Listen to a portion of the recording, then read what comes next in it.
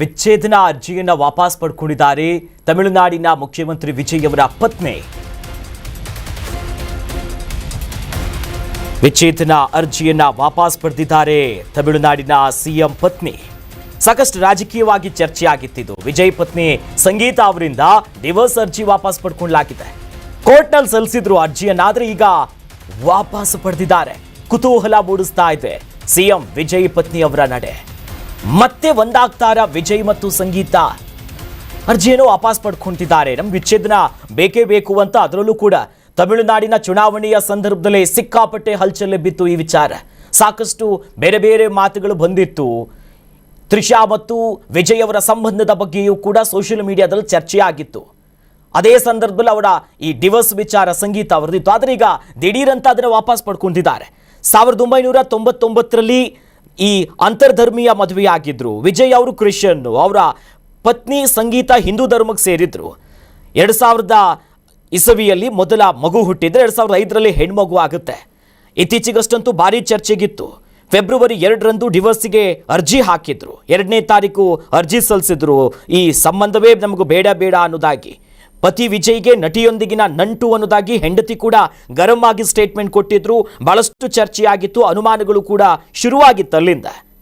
ಆದರೆ ಈಗ ದಿಢೀರಂತ ಎಲ್ಲವೂ ಕೂಡ ಬದಲಾವಣೆಗಳಾಗ್ತಿದೆ. ಈ ಹಿಂದೆ ವಿಜಯ್ ಅವರು ತಮಿಳುನಾಡು ಚುನಾವಣೆಯನ್ನು ಗೆದ್ದಂಥ ಸಂದರ್ಭ ಇದ್ದು, ಮುಂದಿನ ದಿನಗಳಿರ್ಬೋದು, ಚರ್ಚೆ ಆಗಿತ್ತು. ಇದ್ರ ಬಗ್ಗೆ ಹೆಚ್ಚಿನ ಡೀಟೇಲ್ಸ್ ಪಡ್ಕೊಳ್ತಾ ಹೋಗೋಣ. ನಮ್ಮ ಪ್ರತಿನಿಧಿ ಮಾವಳಿ ಕಾರ್ತಿಕ್ ದೂರವಾಣಿ ಸಂಪರ್ಕದಲ್ಲಿ ಜಾಯ್ನ್ ಆಗಿದ್ದಾರೆ. ಕಾರ್ತಿಕ್, ಸಿಕ್ಕಾಪಟ್ಟೆ ಕಾಂಟ್ರವರ್ಸಿ ಆಗಿದ್ದಂತಿದ್ದು ಇವರ ಡಿವೋರ್ಸ್ ವಿಚಾರ. ಈಗ ದಿಢೀರಂತ ಯೂಟರ್ನ್ ಹೊಡಿತಿದ್ದಾರೆ. ಖುಷಿ, ಯಾರಾದರೂ ಡಿವೋರ್ಸ್ ಇಂದ ಹಿಂದೆ ಬರ್ತಾರೆ ಅಂತ. ಇದು ಎಷ್ಟರ ಮಟ್ಟಿಗೆ ತಮಿಳುನಾಡಿನ ಇಡೀ ಸರ್ಕಲ್ನಲ್ಲಿ ಚರ್ಚಿತವಾಗಿದೆ ಅಂತ? ಹೌದು ಅಖಿಲೇಶ್, ನೀವೇ ಹೇಳಿದಂಗೆ ಒಂದೊಂದ್ಸಲ ಯಾವ್ದಾದ್ರು ಒಂದು ಕೆಲ್ಸಕ್ಕೆ ಕೈ ಹಾಕಿದ್ರೆ ಎಲ್ಲವೂ ಪ್ಲಸ್ ಆಗ್ತಾ ಹೋಗುತ್ತೆ. ಅದೇ ರೀತಿಯಾಗಿ ಅದೇ ಒಂದು ಸಿಸ್ಟಮ್ಯಾಟಿಕ್ ಅಲ್ಲಿ ವಿಜಯ್ ದಳಪತಿ ಅವ್ರಿಗೂ ಲಕ್ ಏನಾದ್ರೂ ಚೇಂಜ್ ಆಯ್ತಾ ಅನ್ನುವಂತ ಪ್ರಶ್ನೆ ಈಗ ತಮಿಳ್ನಾಡಲ್ಲಿ ಹುಟ್ಕೊಂಡಿದೆ. ಸುಮಾರು ದಿನಗಳಿಂದ ಸಂಗೀತ ಅವರು ಮತ್ತೆ ವಿಜಯ್ ದಳಪತಿ ಅವರು ಕೂತ್ಕೊಂಡು ಮಾತನಾಡಿ ಎಲ್ಲವನ್ನು ಬಗೆಹರಿಸ್ಕೊಳ್ಬಹುದಾಗಿತ್ತಲ್ವಾ ಅನ್ನುವಂತ ಕಿವಿ ಮಾತುಗಳು, ಸಲಹೆಗಳು ಎಲ್ಲರಿಂದ ಕೇಳಿ ಬಂದಿತ್ತು. ಅದರಲ್ಲೂ ಸಿನಿಮಾ ವಲಯದಲ್ಲಿ ವಿಜಯ್ ದಳಪತಿ ಅವರು ಇದುವರೆಗೂ ಕೂಡ ಯಾವುದೇ ಬ್ಲಾಕ್ ಮಾರ್ಕ್ ಇಲ್ಲದೆ ಕೆರಿಯರ್ ಅನ್ನ ಕಾಪಾಡ್ಕೊಂಡು ಬಂದಿರುವಂತ ನಟ. ಯಾಕೆ ಹೀಗ್ ಸುಮ್ನೆ ಕೌಟುಂಬಿಕ ನ್ಯಾಯಾಲಯದವರೆಗೂ ಹೋಗಿದ್ದಾರೆ?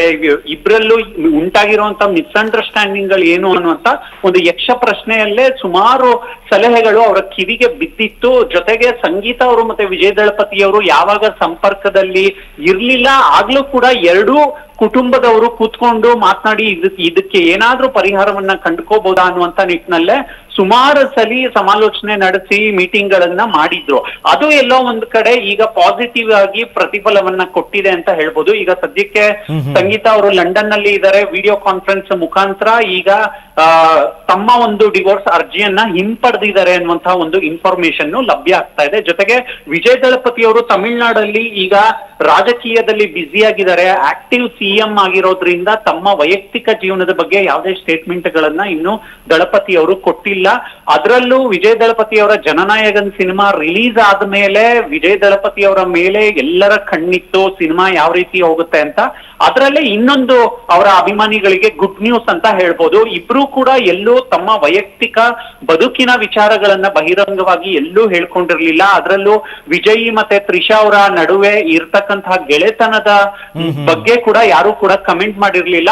ಒಳಗಡೆನೆ ಒಂದು ಕೆಂಡದ ರೀತಿಯಲ್ಲೇ ಒಂದಷ್ಟು ಅಭಿಪ್ರಾಯಗಳು ತಮಿಳ್ನಾಡು. ಇತ್ತೀಚೆಗಷ್ಟೇ ಒಂದಿಷ್ಟು ಬೆಳವಣಿಗೆ ನೋಡಿದ್ವಿ. ವಿಜಯ್ ಅವರ ಪುತ್ರ ಕೂಡ ಒಂದು ಕಾರ್ಯಕ್ರಮದಲ್ಲಿ ಹೇಳ್ತಾರೆ, ಅಪ್ಪನ ಸಾಧನೆಗಳ ಬಗ್ಗೆ ಕೊಂಡಾಡಿದ್ರು. ಮತ್ತೊಂದ್ ಕಡೆ ಕೊಲ್ಲೂರು ಕ್ಷೇತ್ರಕ್ಕೆ ಇತ್ತೀಚೆಗಷ್ಟೇ ಭೇಟಿ ಕೊಟ್ಟಾಗ್ಲೂ ಕೂಡ ಏನೋ ನಮ್ಮ ಸಂಸಾರ ಒಳ್ಳೇದಾಗ್ಲಿ ಅಂತ ಅವ್ರು ಪ್ರಾರ್ಥನೆ ಮಾಡಿದ್ರು ಅನ್ನುವಂತ ಒಂದಿಷ್ಟು ಚರ್ಚೆಗಳೆಲ್ಲ ಎಲ್ಲಾಗಿತ್ತು. ಎಲ್ಲೋ ಒಂದ್ ಕಡೆ ಅವೆಲ್ಲದಕ್ಕೂ ಕೂಡ ಪುಷ್ಟಿ ಕೊಟ್ಟಂತಿದೆಯಲ್ಲ ಈ ಬೆಳವಣಿಗೆ ಅಂತ?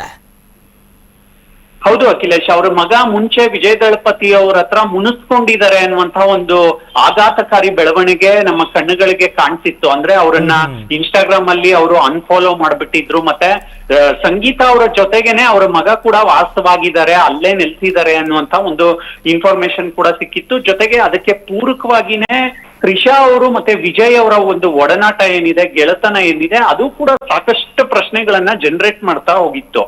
ತ್ರಿಷಾ ಅವ್ರೇನಾದ್ರೂ ಸಂಗೀತ ಅವರು ಮತ್ತೆ ವಿಜಯ್ ದಳಪತಿ ಅವರ ಮಧ್ಯೆ ಬಂದ್ರ, ಅವರ ದಾಂಪತ್ಯದ ಮಧ್ಯೆ ಬಂದು ಇವರ ಪಾತ್ರ ಏನಾದ್ರೂ ಇದೆಯಾ ಅನ್ನುವಂತ ಒಂದು ಕ್ವಶನ್ ಮಾರ್ಕ್ ಕೂಡ ಇತ್ತು. ಆದ್ರೆ ಈಗ ಎಲ್ಲವೂ ಕೂಡ ದೂರವಾಗಿದೆ. ವಿಜಯ್ ದಳಪತಿ ಅವರು ಮತ್ತೆ ಸಂಗೀತ ಅವರು ಮಧ್ಯೆ ಕೂತ್ಕೊಂಡು ಏನಾದ್ರೂ ಒಂದು ಡಿಸ್ಕಷನ್ ಮಾಡಿ ತಮ್ಮ ಒಂದು ಸಂಸಾರವನ್ನ, ದಾಂಪತ್ಯ ಜೀವನವನ್ನ ಉಳಿಸ್ಕೊಳ್ಳೋ ನಿಟ್ಟಿನಲ್ಲಿ ಏನಾದ್ರೂ ಮಾತಾಡಿದ ಅಂತ ಒಂದು ಚರ್ಚೆಗಳು ಕೂಡ ಈಗ ಸದ್ಯಕ್ಕೆ ಆಗ್ತಾ ಇದೆ.